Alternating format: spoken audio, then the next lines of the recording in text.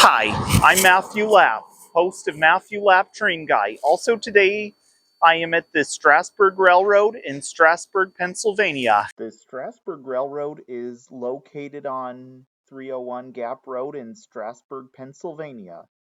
The railroad is just north of the Railroad Museum of Pennsylvania, which is next door on the other side of Gap Road. It travels through Amish country. The railroad began in 1832. There is 8 miles of trackage, and people rode the line for many years. It originally operated as a horse-drawn railroad until 1851 when a 420 built by Norris and Long in Philadelphia, Pennsylvania in 1836 was purchased, and it was the William Penn and was built for the Philadelphia and Columbia Railroad and was the first locomotive on the Strasburg Railroad. In 1865, it was sold and was possibly rebuilt when bought. The Strasburg Railroad began, like most other railroads in the country, as a connection between 2 points. Before the railroads began crossing the country, Strasburg, Pennsylvania was a bustling town and was a key stop on the Conestoga wagon route. As railroads gained popularity and wagon routes were no longer used, the town lost income and traffic and was bypassed by the Philadelphia and Columbia Railroad in 1831. It only missed the town by several miles. The railroad was easier and more cost-effective to build than a canal. The town of Strasburg petitioned the state government to build a short line and was chartered in 1832, and the Strasburg Railroad was born. It is the oldest working tourist railroad in the continent.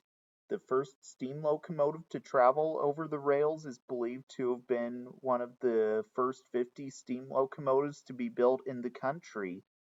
The railroad hauled passengers, mail, and freight to the main line where they could catch connections to the bigger cities of Lancaster, Pennsylvania, and other points. Also, the railroad bought in the coal the operation needed. A steam mill was built in 1866. In 1901, Conestoga Traction Company streetcars reached the town. It offered a more direct route between Lancaster and Strasburg. Then, in 1918, the railroad and the mill was purchased by State Senator John Hampshire, and automobiles became more popular and passengers declined, and the railroad became a freight line primarily. Then in 1926, the Hampshire mill decided that steam was too expensive and purchased a gas-powered gas switcher built by Plymouth. Then the railroad continued to operate till 1957, hauling freight from Lemon Place to the mill and back. Then that year, the railroad became in terrible shape and it was threatened to be abandoned. Then the railroad was put up for sale. Damage was caused by Hurricane Hazel, and inspectors from the Interstate Commerce Commission's lack of approval for operation of the Plymouth locomotive. Then Henry K. Long and Donald E. L. Hallock, who were both rail fans from Lancaster, heard of the ad in the newspaper and made plans to buy the railroad. Then the railroad was soon getting ready for operation by cleaning and repairing rolling stock, cutting weeds and fixing track and everything else that needed to be done. They didn't hire out any of the work. They did it themselves and learning as they went along. Then shortly after, the railroad attracted tourists and the railroad began operating as a tourist railroad in 1959. Then in 1960, the railroad bought a steam locomotive to have it easier to pull the passenger trains because the Plymouth diesel wasn't enough to pull the train up the hill. People came to the railroad for the countryside, the link to the Amish, as a day trip for touring the country. Also, along the line, the railroad travels past a lot of Amish farms. First, the train goes by the Red Caboose Motel, which is just east of the property. Also, that is one of the places to watch the trains roll by as well. Then passes Cherry Crest Adventure Farm and then Groff's Picnic Grove, which is next to the siding where the two trains pass by each other if there are two trains scheduled to operate and let each other pass when they are coming in both directions. Then at Carpenter's Crossing, which is on Black Horse Road, the train makes a brief stop to have the locomotive blow the whistle, and we hear the echo and is known as the ghost whistles. The Lancaster, Oxford and Southern Railway was a 3-foot gauge railroad that was built in 1890. It ran between Lancaster and Oxford, Pennsylvania. The main line connected Oxford and Peach Bottom, Pennsylvania. The original line was built between 1872 and 1878 as the eastern division of the Peach Bottom Railway. The line began in Oxford, connecting with the Philadelphia and Baltimore Central Railroad, and proceeded roughly westward to Fairmont, then southwest to Peach Bottom on the eastern shore of the Susquehanna River. The line served passengers and freight from farm communities, but there were no industries on the line, and it was not successful financially. In 1881, the Peach Bottom Railway declared bankruptcy and was recognized as the Peach Bottom Railroad. In 1890, the company went bankrupt again and it was sold to investors who reorganized as the narrow gauge Lancaster, Oxford and Southern Railroad. These investors hoped to connect Lancaster County to the Baltimore and Ohio Railroad by building a branch line from Fairmont on the existing Lancaster, Oxford and Southern line to Quarryville, Pennsylvania, as well as an extension from Oxford, Pennsylvania, southeast to Singer Lake, Maryland, on the Baltimore and Ohio main line. To this end, they plan to convert the existing tracks to narrow gauge. Then, in 1918, competition for freight traffic from trucks, as well as the high prices being offered for scrap metal during World War I, led the management to permanently discontinue operations, and the line entirely was torn up. As I mentioned, the train makes a brief stop before crossing Black Horse Road. The ghost whistle is because one steam engine was abandoned in the valley on the Lancaster, Oxford and Southern Railway, and it was Locomotive 6, built by the Baldwin Locomotive Works in 1905, and the locomotive serial number was 26003, and it had a 440 wheel arrangement. The locomotive was left with no way to get back. The locomotive was then scrapped in 1919. This is why the ghost whistle's done on each train ride toward Lemon Place. Then the train continues to roll till it gets to Lemon Place Junction. On those very tracks that go past the Strasburg Railroad is the tracks that connects with the Strasburg Railroad, allowing freight cars to be switched off the main line to the yard nearby. It also allows locomotives owned by the Strasburg Railroad to bring freight cars to the yard to have goods delivered to nearby locations from the east end of the yard as well. And when they're done unloading the cars, they are brought back to Paradise, Pennsylvania, so they can be ready to go on their next destination. Also, the tracks that go by where the Strasburg Railroad connects is what used to be the Philadelphia and Columbia Railroad, which was started the same year as the Strasburg Railroad and traveled between Columbia and Philadelphia, Pennsylvania, and lasted till 1857 when it merged to the Pennsylvania Railroad. Also, when Abraham Lincoln was elected president in 1861, his inaugurational train was started in Springfield, Illinois, and passed on those very tracks as he made his way into Washington, D.C. He was the 16th President of the United States of America. In 1865, he made his way into Washington, D.C. He was seeing a play at the Ford Theater and was soon unaware of something dangerous that was about to happen behind him. A man named John Wilkes Booth came up behind him with a pistol and shot him on the back of the head and killed him. Then John died 3 hours after Abraham Lincoln.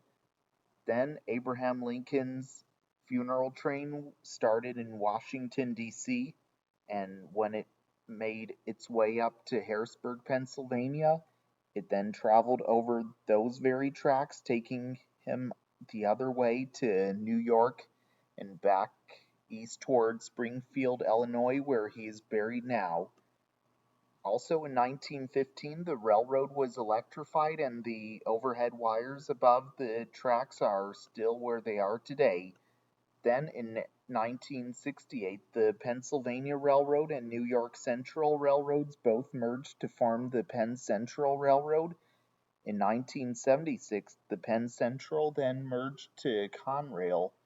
Also, Amtrak was established in 1971, and Amtrak took over most of the network's passenger service in the USA, and we mostly see Amtrak trains passing the site in Paradise as well.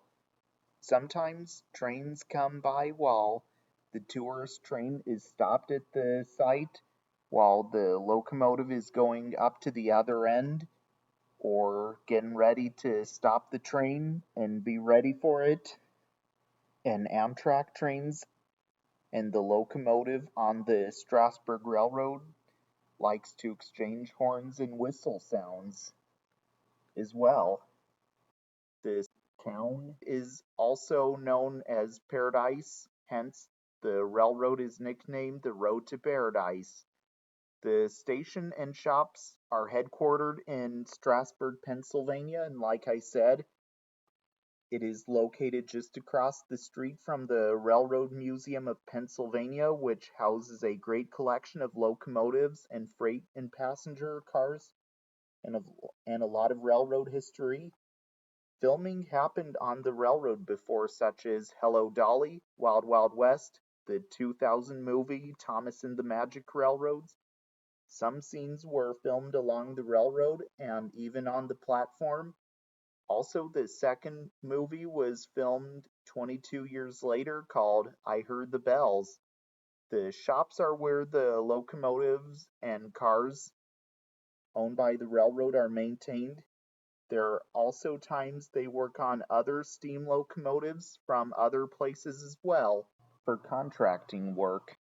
Also at the station, there is a 15-inch gauge railroad that operates at the depot going from the shop building the train is housed until the line meets up where the standard gauge railroad starts, crossing Gap Road. Today, the railroad continues to haul tourists on the line, and sometimes freight is hauled as well. What you see right behind me is Canadian National 89. Canadian National 89 was built by Canadian Locomotive Company in Kingston, Ontario in 1910 and is the 922nd steam locomotive built by that factory and is a 260 Mogul type steam locomotive and is an E10A class steam locomotive. It was originally built for the Grand Trunk of Canada and originally numbered 1009. Then in 1919 it was renumbered 911. Then in 1923 the Grand Trunk Western merged to Canadian National. In 1951 it was soon renumbered 89. It spent many years hauling trains up in Canada as well. Later it was retired in the late 1950s and sat stored in a line of locomotives in Montreal, Quebec. Then it was retired, and in 1961 it was bought by a New England seafood magnate and train collector, Francis Nelson Blount, and it was moved to Edaville Corp in North Walpole, New Hampshire, and then it started living in the United States of America. Then it found a home in the Boston and Maine North Walpole Roundhouse in 1965 and would then start operating on the Green Mountain Railroad. Then it was moved to Bellow Falls, Vermont, where it became Francis's favorite locomotive, and he would often sit at the throttle until his death in 1967. Then, in 1972, it was purchased by the Strasburg Railroad and began service on the railroad, hauling excursion trains on the line. On the way to the new home, it was caught in Hurricane Agnes, which happened that year, in which the railroad was worried that the locomotive was not going to make it to its new home, but it made it to the Strasburg Railroad, and restoration to the locomotive soon began, and the locomotive's damaged parts were soon restored, and it was back in operation. Also, it looked a lot different when it was restored to operation, meaning the headlight was mounted on top of the smoke box and in front of the smokestack. In 2003, it was restored to its Canadian national appearance, and the headlight was placed on the smoke box door, which shows that it is in its 1950s appearance. In 2008, the tender logo was relettered to say Strasburg Railroad. Also, the square on the tender where the logo looks exactly like the Canadian National logo, but when it was relettered, the box was tilted slightly. In 2012, it appeared in the History Channel series The Men Who Built America in multiple episodes. It would then appear in an episode of Daniel Tiger's Neighborhood. In the live action segment of the episode, All Aboard. In 2016, it was taken out of service for a 1472-day inspection and was given an overhaul. Then, in 2017, it was back under steam once again. In 2002, it was shown in an episode of Gilded Age entitled Charity Has Two Functions, and with the tender unlettered. Today, it pulls passenger trains and sometimes freight trains on the railroad.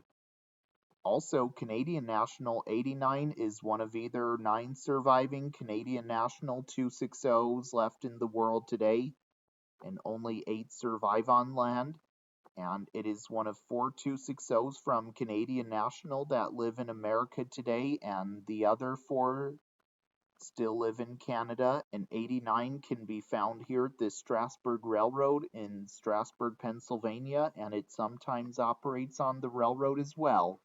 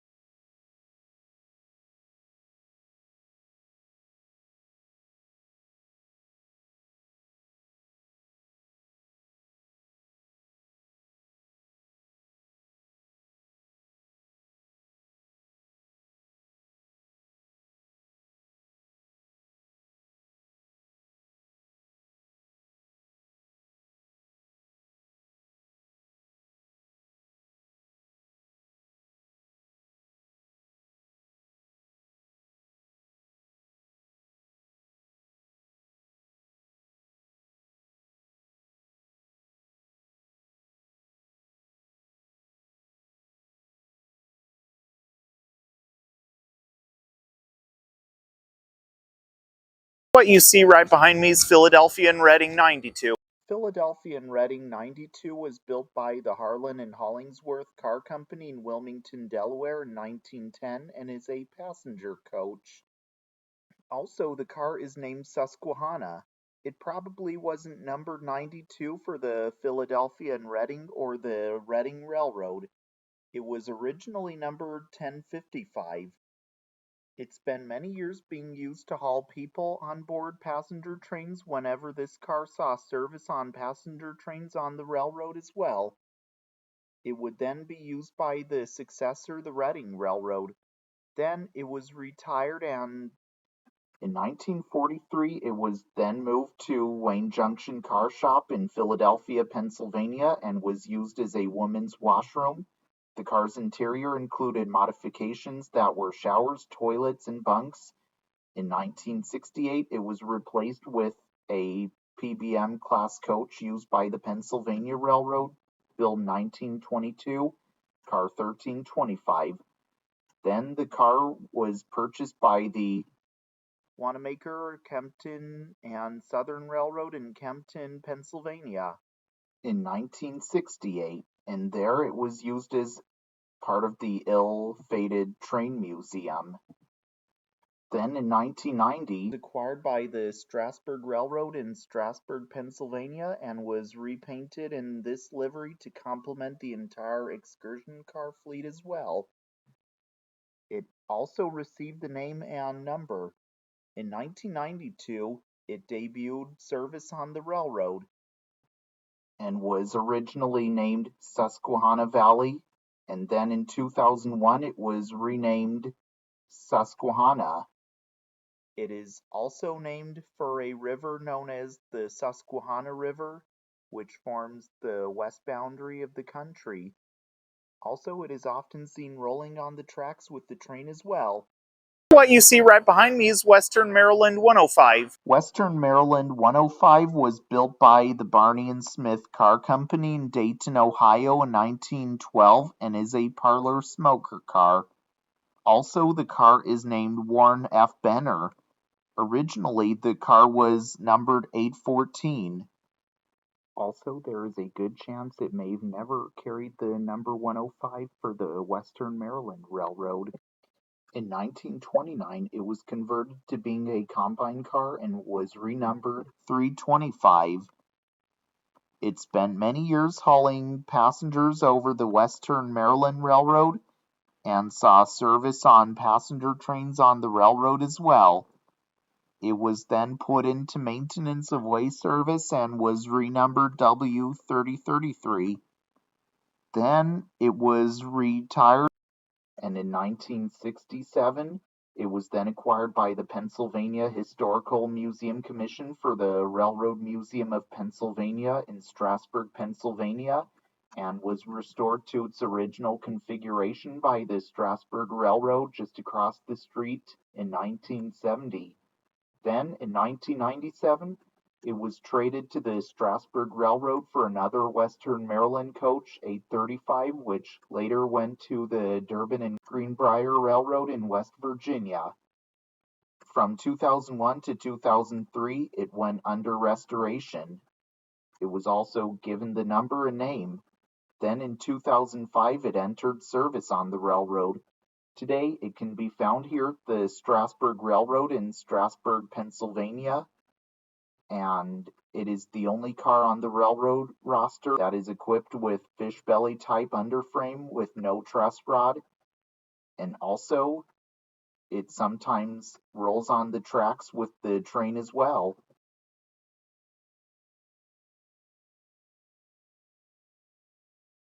What you see right behind me is Strasburg Railroad 65.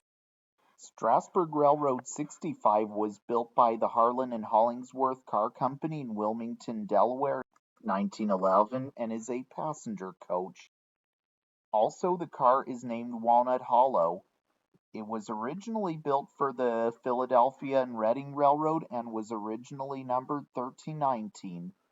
It spent many years being used to haul people on board trains whenever this car saw service on passenger trains on the railroad as well. It would then be used by the successor, the Reading Railroad. In 1929, it was placed into work service in Reading, Pennsylvania, and was used in wreck train service, and was renumbered 90879 and was a bunk and kitchen car. Then in 1957, the car was retired from non-revenue service. In 1965, it was acquired by the Strasburg Railroad, but came with the Reading Railroad speed letterings. It was soon rebuilt to passenger coach, and in 1967, it entered service on the railroad and was equipped with baking hot water heating system. In 1985, the seats were reupholstered. In 1991, it was restored. In 2006, it received a minor overhaul, which was truck work and new wheel sets. In 2018, it received roof and exterior work. Also, it is often seen rolling on the tracks with the train these days as well. What you see right behind me, Strasburg Railroad 93. Strasburg Railroad 93 was built by Laconia Car Company in Laconia, New Hampshire in 1909 and is a passenger coach. Also, the car is named Lee E. Brenner. This car was originally built for the Boston and Maine Railroad, and it was originally numbered 1271.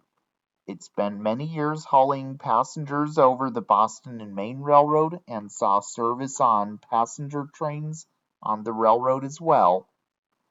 Later, it was renumbered 271.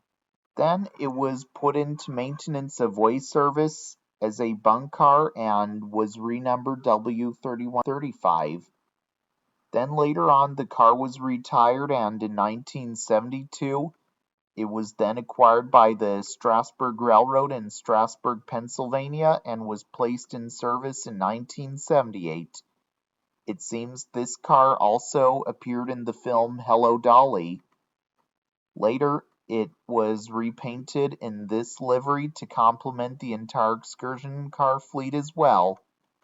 In 1993, it was rebuilt as a diner car. The car soon received the name, and originally it was numbered 102. Also, it is named for the railroad's founder and second company president from 1963 to 1964. Later, it was renumbered 93. It would later be repainted in this livery to complement the entire excursion car fleet as well. It is used as a dining car on the railroad. Also, it is seen rolling on the tracks with the train as well. This is the only wooden dining car in regular service in the country as well. What you see right behind me is Baltimore and Ohio 118. Baltimore and Ohio 118 was built by American Car and Foundry in St. Charles, Missouri in 1911 and is a passenger coach. Also, the car is named Lynn W. Modinger. It was originally numbered 4281. The car spent many years hauling passengers on the Baltimore and Ohio Railroad and was seen on passenger trains for many years. Also, it may be possible that it was never numbered 118 for the Baltimore and Ohio Railroad originally. It was then placed into work service, but was kept in Somerset, Pennsylvania, and it was renumbered X4111. Later, it was retired. In 1966, it was then acquired by the Wanamaker, Kempton, and Southern Railroad and was used as a museum circus exhibit car and was named Somerset, which, by the way, was the Baltimore and Ohio yard it was found in.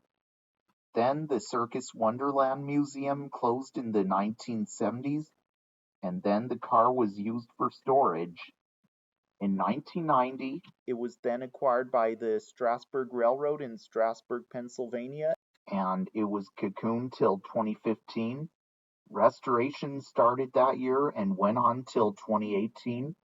It was then given the name and number, and it was soon placed into service on the railroad. Also, that person was president of the Strasburg Railroad from 2000 to 2018. The car was also rebuilt into a lounge car as well. Today, it can be found here at the Strasburg Railroad in Strasburg, Pennsylvania, and can sometimes be seen rolling on the railroad as well. What you see right behind me, Strasburg Railroad 88. Strasburg Railroad 88 was built by Laconia Car Company in Laconia, New Hampshire in 1910 and is a passenger coach. Also, the car is named Marion. This car was originally built for the Boston and Maine Railroad and it was originally numbered 1393. It's been many years hauling passengers over the Boston and Maine Railroad and saw service on passenger trains on the railroad as well. In 1932, it was renumbered 393. Then, in 1950, it was put into maintenance of way service and was renumbered W3193. Then, in 1957, it was retired and was sold to M. Schiavone and Sons scrapyard. It was acquired by Narragansett Pier Railroad, where it was renumbered 22 and was named Whitehorn Brook. In 1970, it was then sold to J. A. Hanold. Then, in 1971, it was then acquired by the Strasburg Railroad and was renamed Pequot Creek. Later, it was renamed to the current name, and that person was the railroad's first board secretary and was the wife of William Modinger. In 1988, it was put into service on the railroad and it was rebuilt as a first-class parlor car. It would also be painted in this livery to complement the entire excursion car fleet as well. Also, it is often seen rolling on the tracks with the train as well.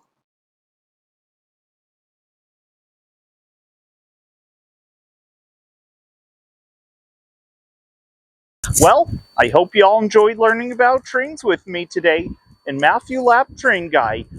Also, I hope to see you all again soon. So, if you didn't subscribe to the channel yet, the subscribe button is just down below the video screen. And if you didn't give the Facebook page a like yet, here's where you'll want to go. And also, if you didn't follow the Instagram page yet, here's where you'll want to go as well. Also, be sure to get your merch at teesprings.com. The link is in the description box below, along with the Facebook and Instagram pages. And remember to subscribe to the Train Guy. So this is Matthew Lapp, host of Matthew Lap Train Guy. Sign out. Until next time, all aboard.